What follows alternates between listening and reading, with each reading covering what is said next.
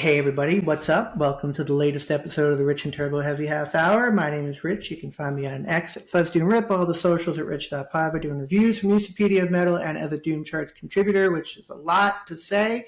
Turbo, I have my partner in crime, Turbo, with me. Turbo, how you doing? I'm good. I'm here. I'm ready. Here and good. That's all we can ask for. We are so lucky on the show. We were so lucky on the show a few months ago to have Wino join us and talk about his career, the new Obsessed record, his solo record that was coming out at the time that hadn't dropped yet. And he mentioned on that show a little project that was going on, a little hint of a project that was going on that we shared with us, and called Ritual Arcana, and that he was doing with his wife, SharLee. And we are so lucky and excited to have both Wino and SharLee on the show with us. How are you guys doing tonight? We're good. Actually, my solo record did drop. It dropped on in October. Yes. When we spoke, it hadn't dropped yet, and we were lucky enough to hear it. Yes, it was a little teaser for everybody at the time. We love the solo record. I think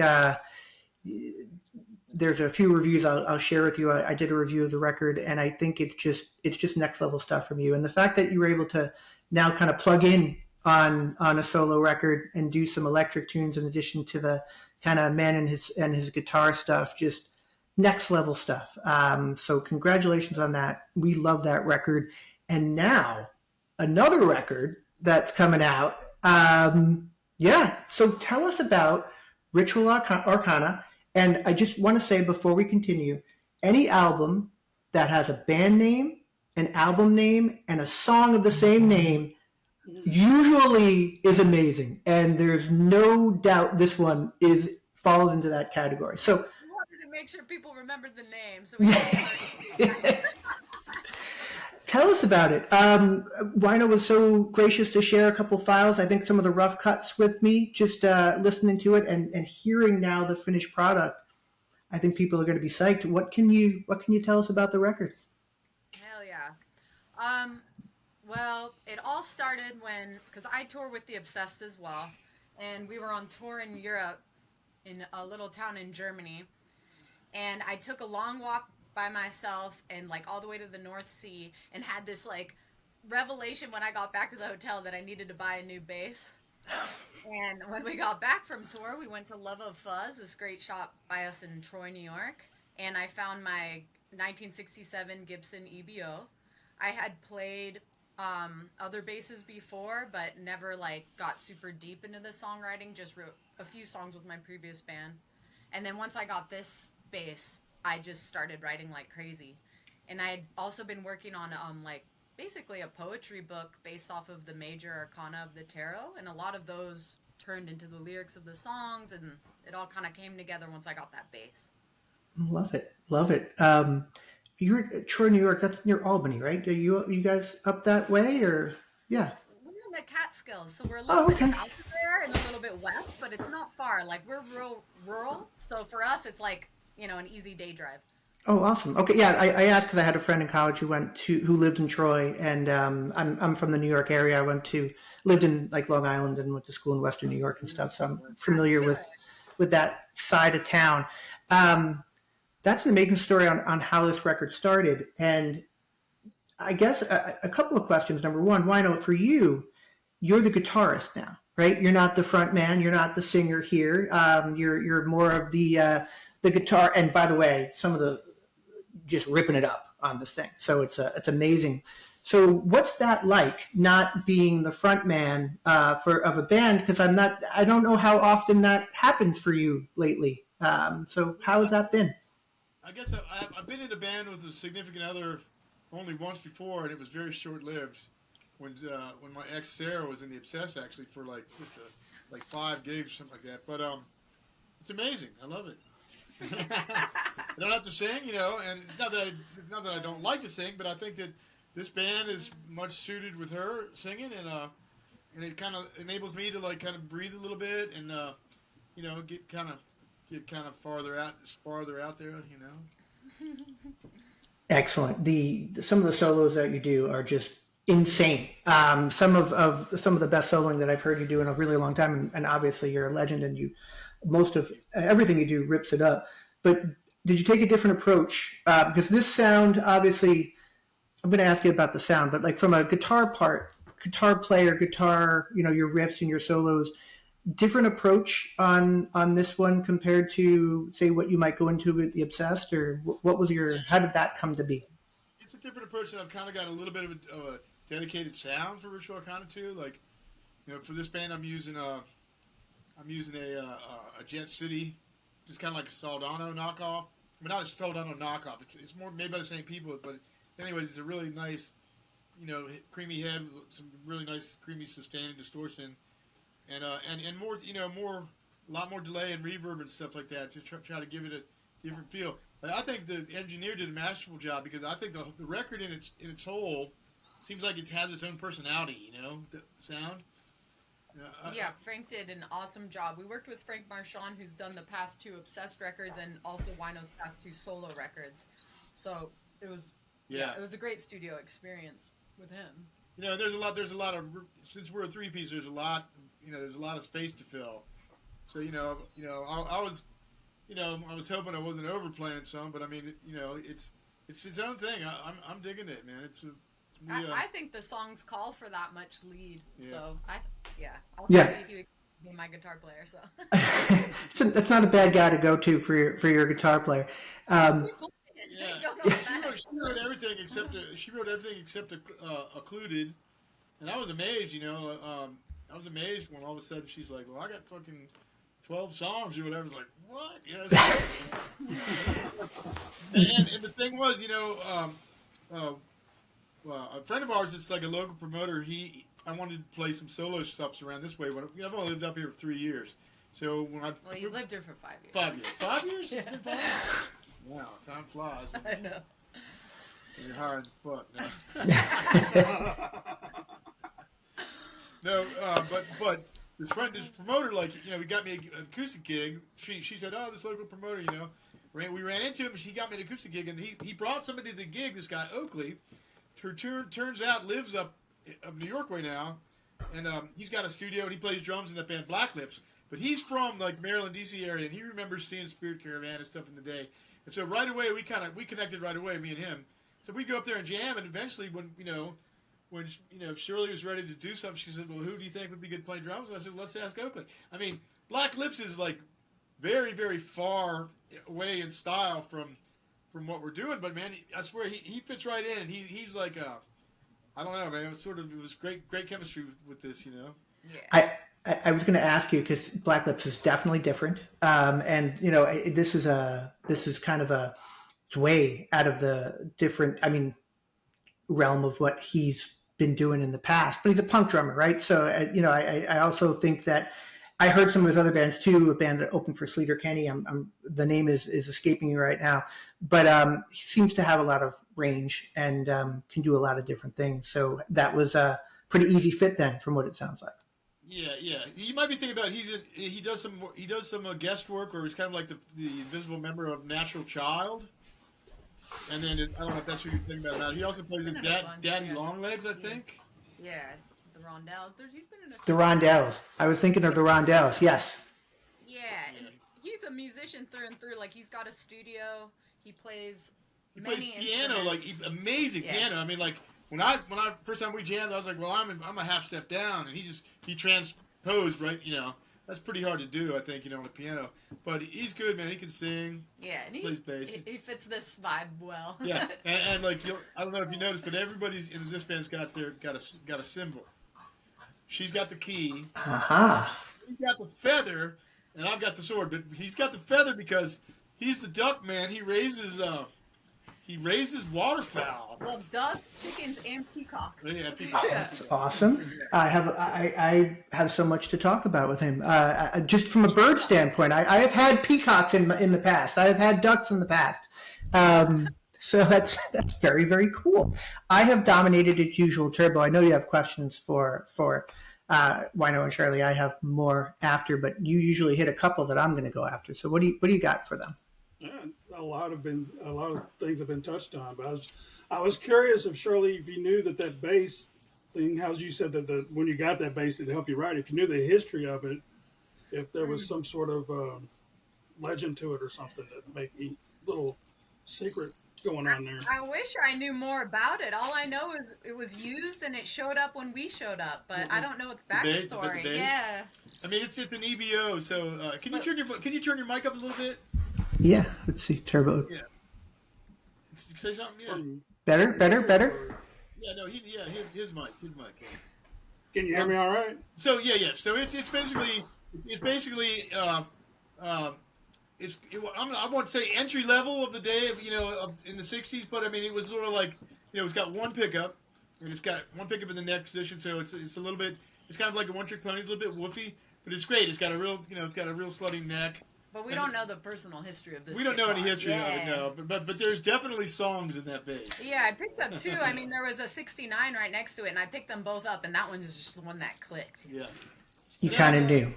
I neglected to tell you that, like, immediately I put together a bass rig for her that, with 200-watt heads and SVT cabinet and a 215 cabinet with Sherwin Vegas. So she's got herself a pretty righteous rig.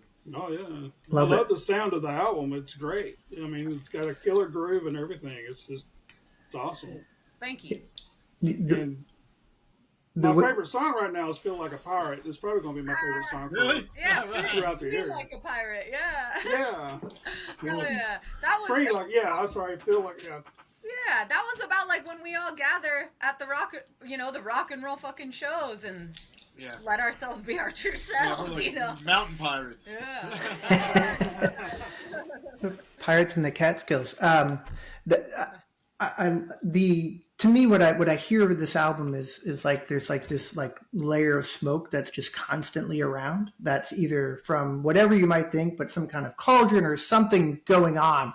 SharLee, I know you wrote a lot of these, and you mentioned kind of the source material, but like, give us a little bit more in depth, if you don't mind, of how a lot of these songs came to be, because it almost feels like, based on the name, like ritualistic, like there's just these things going on that, us mortals don't know about and can't figure out or can't understand. So how did all this stuff come to be?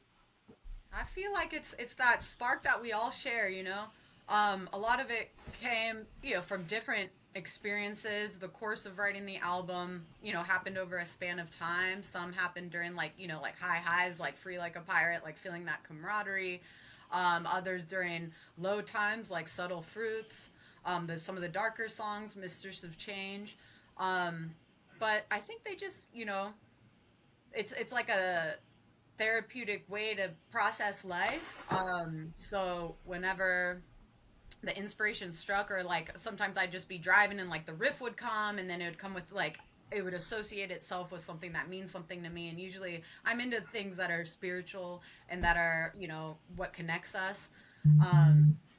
And of course the tarot and symbolism and stuff like that, which is I think what you're referring to. Well, the tarot is really, it's pretty mean as a big part of this, right? Yeah, very much so. I mean, it's called Ritual Arcana, and Arcana is kind of a reference not only to like the word and its root arcane, but also to the arcana of tarot, because there's the major and the minor. I read cards every day, and it's a big part of my life, and I see like, all of us as infinite beings coming in and out of life and death, re-meeting, and finding out different things each time and exploring the different artistic realms and where creativity can go each time. And to me, that's really sacred, is tapping into creativity. Very cool. Do you get something from where you're living right now? There's always, to me, like something in that area that has, whether it's a spooky vibe or a something different. Like, I don't know how to explain it, but I've always.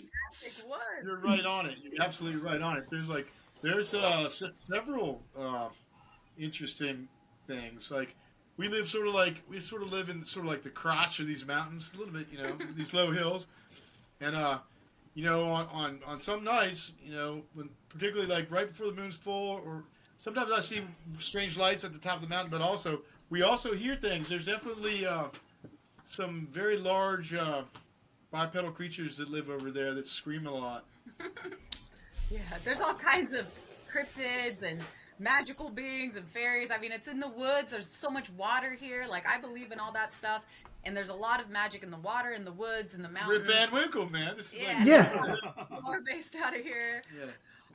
But definitely, and I think that the place that we are inspires a lot of creativity. Our house is full of creativity. The house is definitely not haunted. Like, the house is built in the 1800s, and we had an addition put on. But there's definitely not any negative spirits here. But the house is definitely alive. The house will give me stuff sometimes. Yeah. Like, I'm talking like a screw. Like, if I need like a certain size screw and I'm out of them, like looking everywhere, I open up the window to get some air and I'll look out on the ledge and there'll be that fucking screw. I'm not kidding you.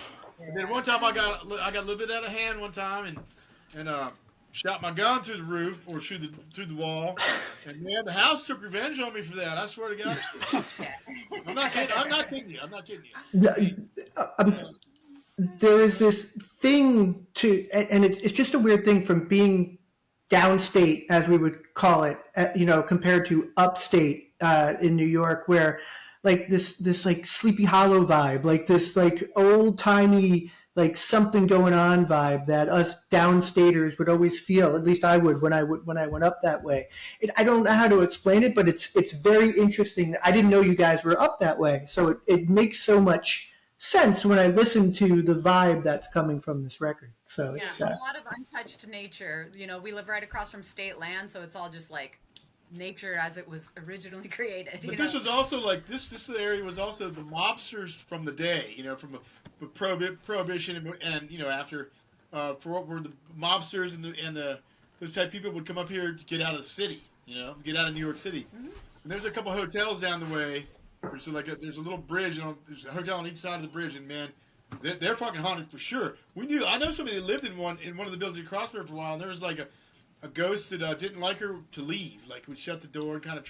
But didn't go any further than that. Didn't get weird with her, but I mean, it would definitely like the companionship and would like shut doors and stuff like that. I mean, come on, there's ghosts everywhere, but I mean, not here. Yeah. Guardian. It's also where pets go.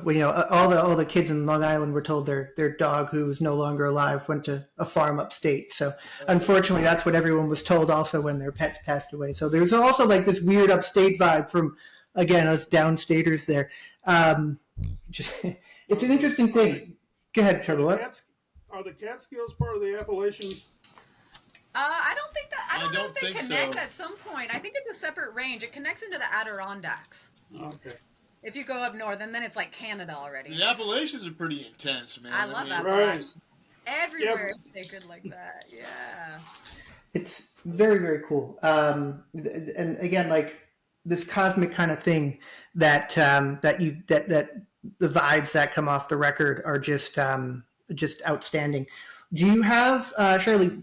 Talking just from musically from you, what are your where do you kind of start from a influence standpoint or from a writing standpoint? Everyone has some of the standards there, and obviously you got a guy next to you who you can draw a lot of influence from as well. But musically, where do you draw your influences from? So aside from Wino's catalog that I'm like the biggest fan of, I love things like Pentagram, Pagan Altar. I also love Leonard Skinner, Black Oak, Arkansas. So as you I'm sure heard on the record, it's a mix of like darker, doomier, more like witchcrafty stuff, but also some straight up rock and roll. Because I love like good times rock and roll as well. The first shit I loved was of course like Black Sabbath, like all of us. And I've gotten to see a lot of the bands that I love, and actually Wino and I pretty much share he has some different ones. We differ in some ways, but in a lot of ways we share this same favorite music. Like we both love Nazareth, Blue Oyster Cult. I'm a little bit drawn to the more sadder, melancholy stuff a lot, and sometimes I can get on a jag sometimes when I'm just playing some, depressing shit, and I know, but the thing about SharLee is she, like, as far as playing goes, like she wasn't born and raised on playing like the blues like I was, like when we were jamming from when we were young, Johnny Winter, stuff like that, and blues guys. So her writing style can be challenging because she's not locked into any of these boxes of like 154 blues and stuff like that. So it's actually a challenge. I mean, because everybody writes differently, you know. Like when Shrine, for example, like I never could count the last song we did that was unrecorded. Nagas, I never could count that song. I just have to watch Dale for the changes because I swear to God, I couldn't figure out how Kelly was counting that shit, you know. But you know what I'm saying? Everybody writes different. You know what I mean? Yeah. And so it's interesting. To me, it's great. It's a challenge. I mean, to have somebody else writing tunes, you know, being in a band with somebody that's writing tunes and stuff is refreshing for me. I mean, you know, You seem more energized by it. We got veto powers. Yeah. Yeah, Triple mentioned you have an energy about this record. Not that you didn't last time, but there's a vibe and an excitement that we're hearing from you about this record. When you're like watching the videos, and there's a live video on YouTube of your first show, I think. I was watching it, and you on stage, you just have a different energy and vibe to you. It seems like it's something that's brought. This whole thing has brought something new out of you. It seems like it's really cool.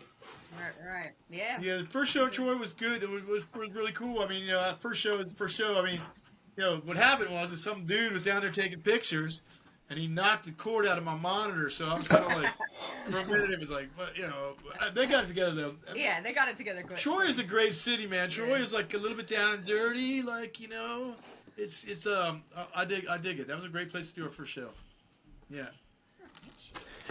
Oh, always a great interview when we get an animal in the picture, and the fact that it's a black cat, of course. Thank you so much. What name? What's the kitty's name? This is Magic. Of course, it's Magic. Love it. You just changed into that form, actually. We chatted with a band out of Albany named Black Tongue Reverend and started to talk a little bit about some of the scene up that way. Are you seeing a lot of like-minded individuals in the Troy/Albany area, or is this something that they're coming out of the woodwork now that you guys have something going on? We're slowly discovering them, you know. Like we're meeting more and more people, you know, all the time. But I mean, there's artists, amazing artists that live all around us, musician artists, and like. I mean, just recently I met another cat that had played with St. Vitus way back when in New York City. And so he lives right across the street. He's got like an amazing spread backed right up to the wilderness area. And he's got this barn. We go in there and jam and stuff. But I was pretty recently meeting him, and he lives right across the street. You know? Yeah, they just keep popping up. More and more musicians, craftspeople, artists, they're everywhere up here, which is awesome. It's kind of like an artist sanctuary. You can tell a lot of people just, you know, when they decided they'd had enough of New York City, This is where they landed, you know. A lot of deadheads, you know. I mean, and as you get more and more out into the farmland, you know, the politics get a little bit different. It's, you know, it starts to go from blue to like washed out blue to gray to like red. You know what I mean? Yeah, there's a mix of everything. There's like hippies, bikers. The people are very cool, farmers, man. Very cool, no matter who they are. Like nobody's ever really given me an attitude for, you know, the way we look or anything like that. Pretty much not at all. I don't think.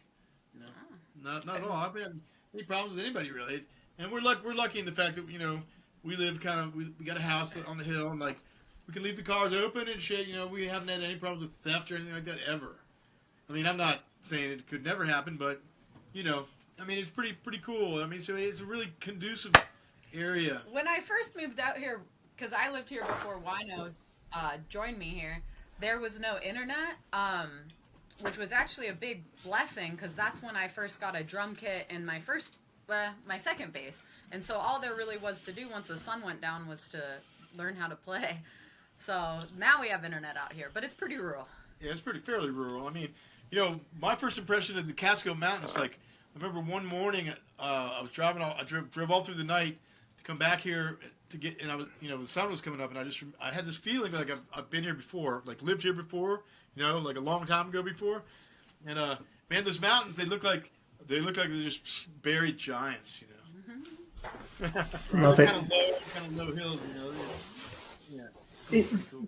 It's and I look out my window and I live where I live, and there's nothing inspiring like that at all. So that's actually very cool, and I do miss that part of living up that way. I don't miss like what's about to happen with a weather standpoint up that way. Yeah. That's the part that I absolutely can skip, and I've always kind of weighed the positives and the negatives to dealing with that, especially where you guys are, right? I assume it's going to Are you be. down south now? Yeah, I'm actually in Central Florida, so I love Florida, man. yeah. Because one thing about up this way is I can't stand the fucking weather up here. Yeah. Well, the winter. The rest is cool. I mean, it stays cold longer. You get 4 months, right? 4 months worth of decent weather, and then when I lived in Western New York, my birthday's in April, and it snowed every birthday that I lived there, and it snowed every Halloween that I lived there. And the amount of, the weather, I'm out. I got to get out of here. But it's, pluses and minuses everywhere where that should go. I just love that, that you guys are there, and I'm just putting all together the vibe and stuff from the record. What's your favorite song to play right now of those songs? Do you have one? Starting with you, SharLee, and then I'll go to you, Wino. I like playing right now.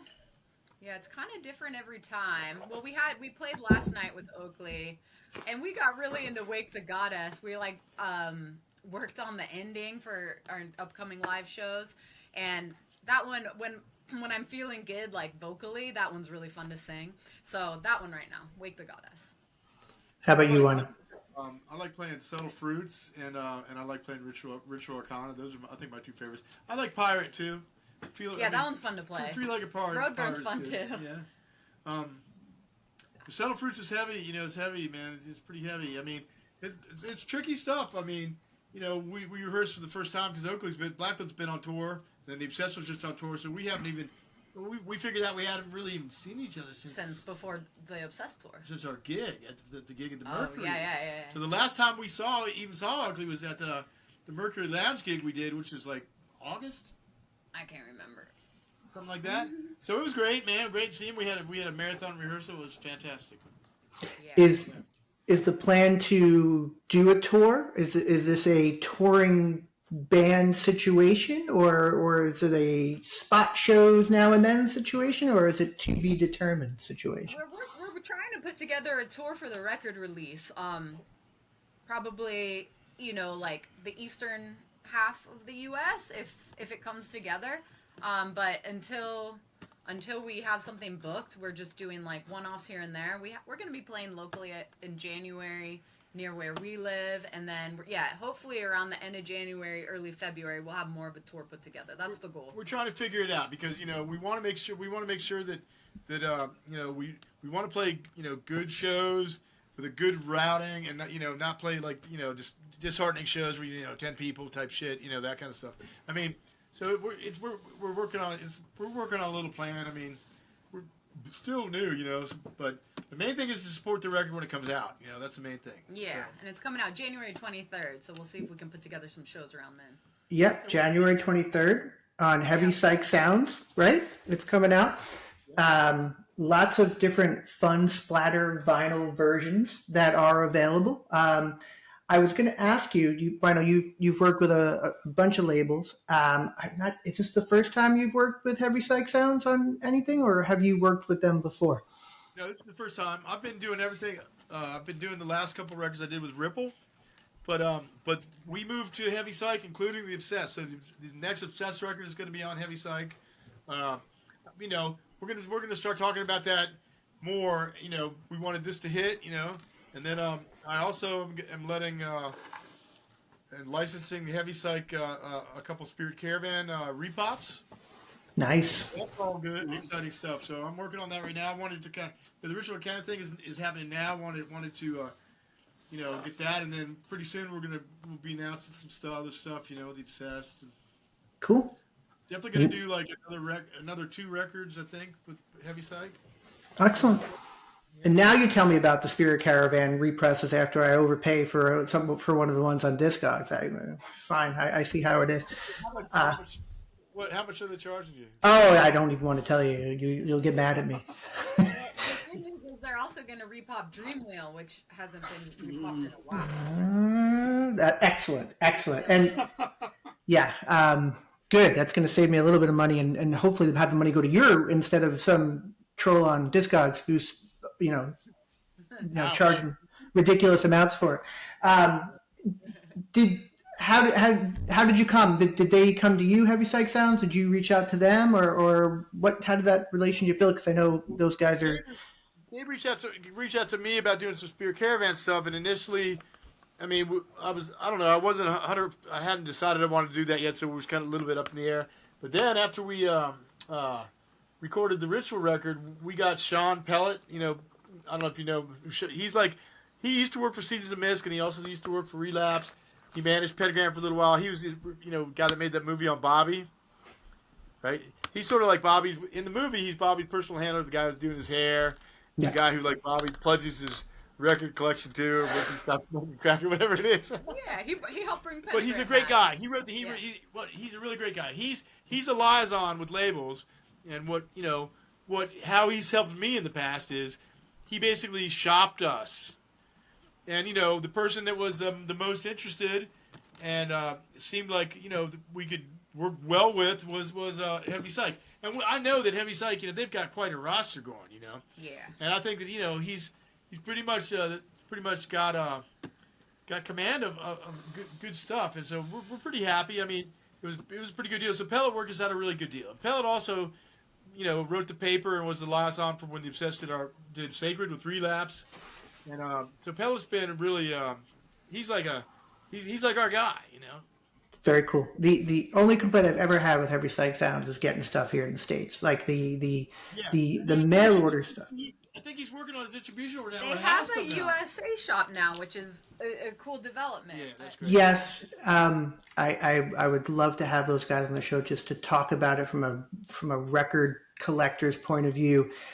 Some of my frustrations, but it's all good because I'm going to shout out to Buddy Donner from Glory or Death Records. Has a great distribution deal with Heavy Psych Sounds. Anybody in America wants to buy stuff, Buddy's got your hookup. So it's been a lot better. But I'm such a greedy bastard. I want the stuff the second it drops, and it's coming from Italy sometimes. So I can't have it in my filthy hands until it gets across the bay. So that's my only problem. I think you can speak it. What was that, brother?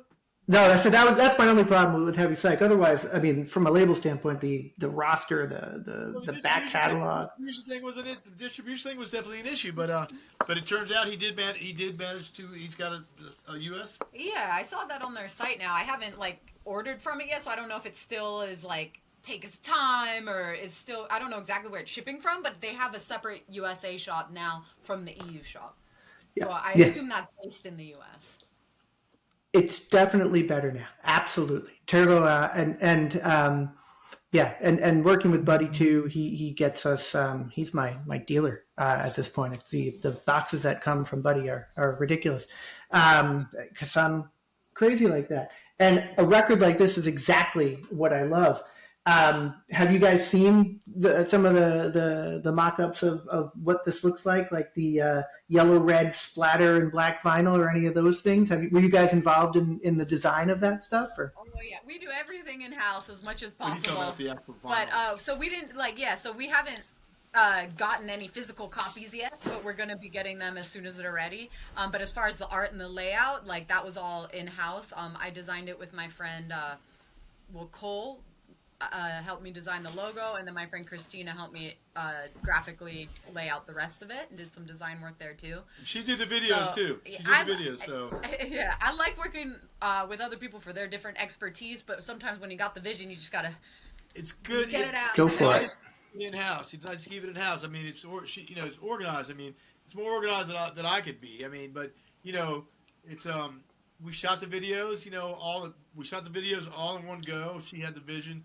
We hired a friend of ours to run the camera, and we had another friend of ours to help direct, and that was it. We basically keeping everything in house, and I think that's kind of the way to do it these days. If you can. Yeah, if you have someone who is good at the art, and then someone who is good at the other stuff, and if someone who's good at both of those things, then you're it's a bonus. We had the band Cattle Mass on, just a really cool guy, put out a record on Seeing Red Records recently. One of my favorites. If you haven't heard it, it's just killer stuff. But it's just like he and his wife.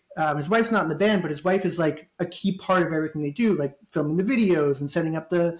Talking about a bass player for Cattle Mass's wife. Yeah, exactly. Yeah. So, Trouble.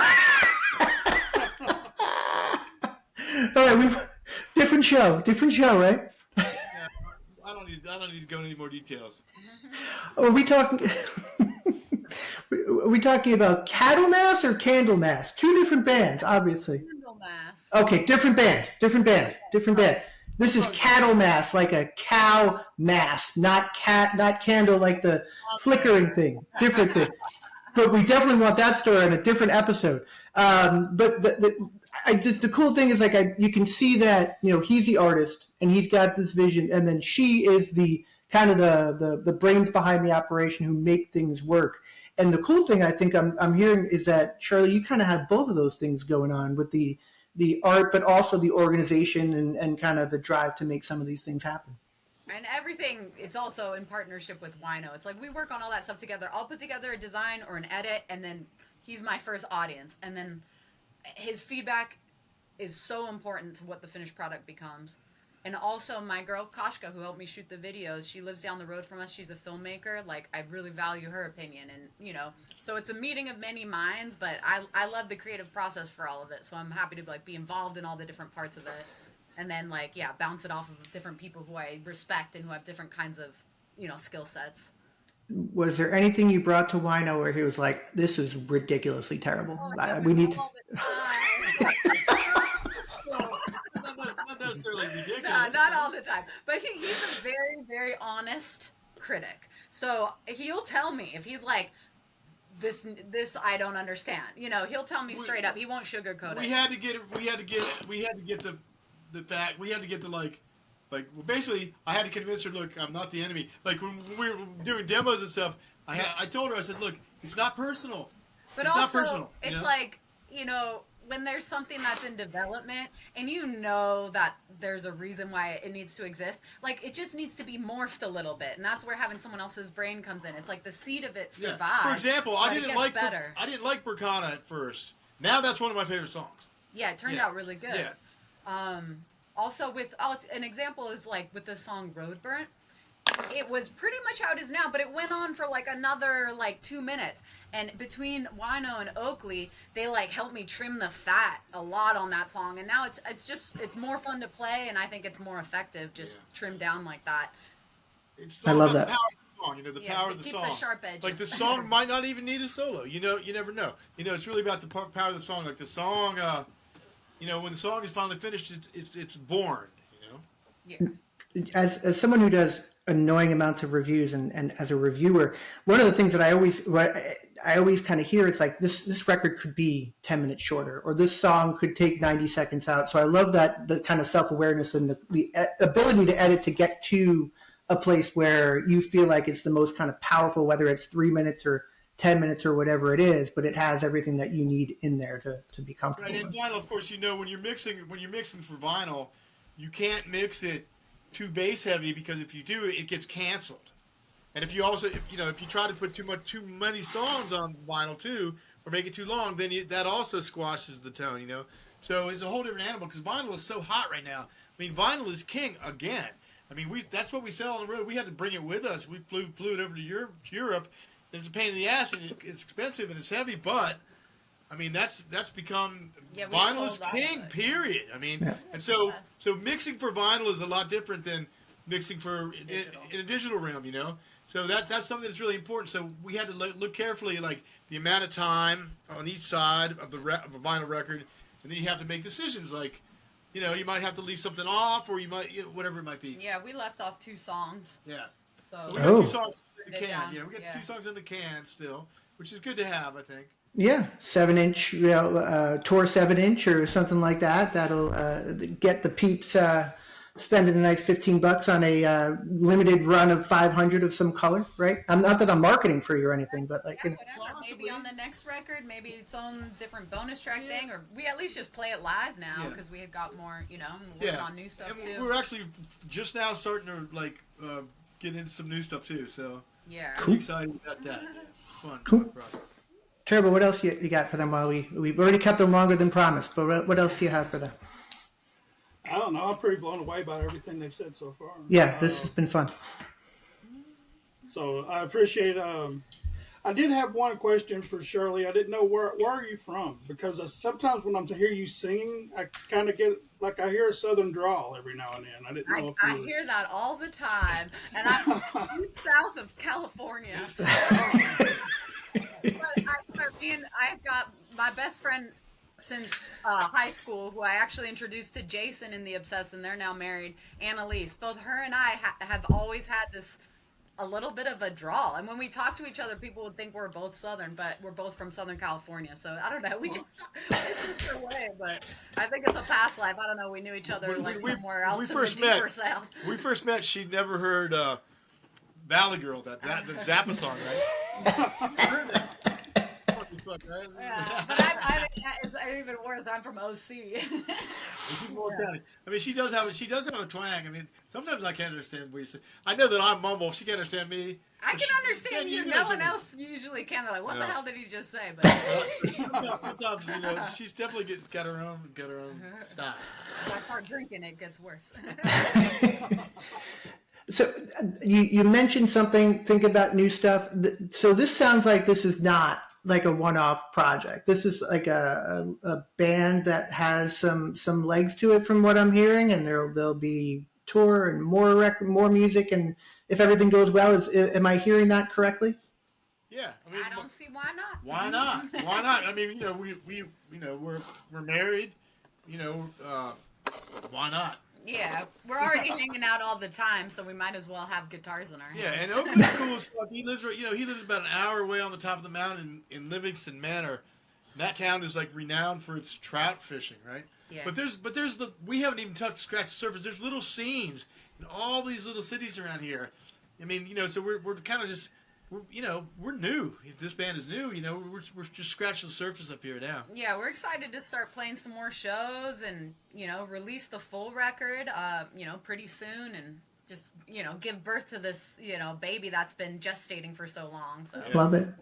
I think you can definitely get the Deadheads involved. There's so many Deadheads up there. I know a lot of them. I know a lot of them who I went to school with, who just kind of wind up just settling there, and whether they have a day job where they're whatever job they do, but then at night they let their deadhead out, and there seems to be a lot in that neck of the woods. The Dead are kind of special. I mean I'm not the biggest fan, but I have a couple. There's a couple of songs like Wharf Rat off the original that was never recorded in the studio. It's only done live. That song is amazing, especially only the very first version that I've ever heard. Like on the Skull and Roses live record, the second live record. That version of Wharf Rat is to me like that's the most beautiful, heaviest song ever. There's a couple Dead songs. They've got a bunch of great songs. They've got a bunch of great songs. Yeah. I mean, you can't deny that. I mean, but as far as like it's nothing. I don't live on it. Yeah. I think when I was coming up and you were either a metalhead and you hated the Dead, or you were the Dead guys. I see that. I totally get that. Yeah, and now I just hear, like, when Turbo and I talk to bands, there are way more people who have been into the Dead than you would expect. We talked to the band. I talked to Temptress, and those guys, they like the Dead. They were showing me their Dead socks. I'm like, you guys are. I would have never have thought that, but then when you kind of listen and hear some of the atmosphere and hear some of the jammy stuff that goes on under the surface, and I think they're way more influential in what we hear from bands in the kind of the heavy underground, whatever you call yourselves, genre than maybe we expect. But what bands from this area, new bands, heavy bands do you like that you know of? The two that I know of, Black Tongue Reverend out of Albany and Gozer also out of Albany. Black Tongue Reverend, I think, would be very like-minded individuals for you to play with. We did an interview with them too. What's that? What's the second one you said? Gozer. They're from up that way also. Those guys. Yeah. Cool. Yeah, but check out Black Tongue Reverend. I think they're very interesting cats, young guys. We talked to the lead singer, who to me sounds so much like Ace Frehley, and he's like, I never listened to Kiss in my life. I don't know who that is. Kind of like that's kind of the vibe that I got from him, and he's a total deadhead. Said he never listens to music, and it was just a great interview. But their stuff, their latest record, and all their stuff, just really great. They have a live album that's so raw and really great too.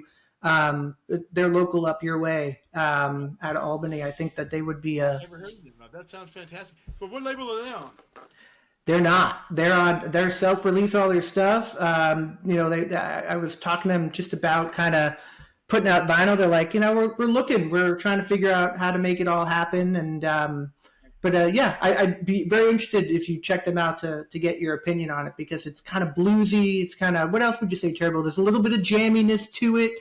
It's got the kind of the kind of stoner doom thing, but I think it's more bluesy jammy than it is anything doomy or stoner. So yeah,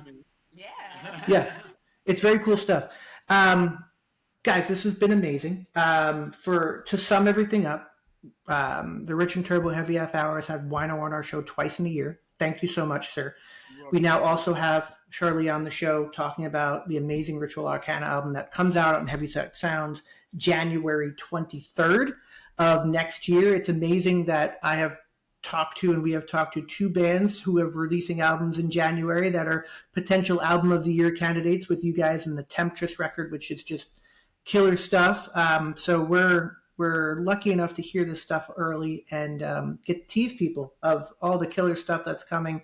It really helped to get you guys, not that you guys need the promotion, but as much as we can to get people to listen to this stuff, because it's killer. Yeah. Right on. Excellent. Thank you, Wino. Thank you, SharLee. Appreciate your time. Enjoy the Catskills. Keep warm, and come back and talk to us again if you don't mind. Okay, For we will. sure. Thanks a lot. Awesome. Thank you, guys. Hold on for 1 second. Bye.